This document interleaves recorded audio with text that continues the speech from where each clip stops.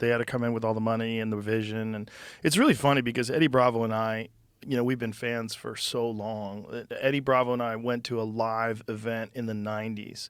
I was working for the UFC as a backstage interviewer, and he went there with Ricky Rocket. You know Ricky Rocket from Poison? No. He's a fucking black belt under the Machados. He's legit, super legit.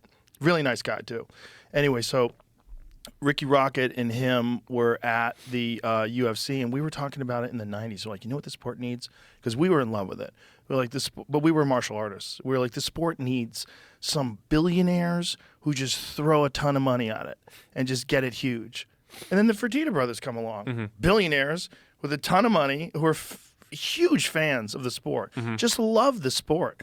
We're hiring people like Frank Shamrock to come in and train them and work out, and we're taking jiu-jitsu with John Lewis, and they were really getting into it. And so then they buy the UFC for like $2 million, which is probably the greatest purchase ever, except they were $40+ million in the hole when they financed The Ultimate Fighter.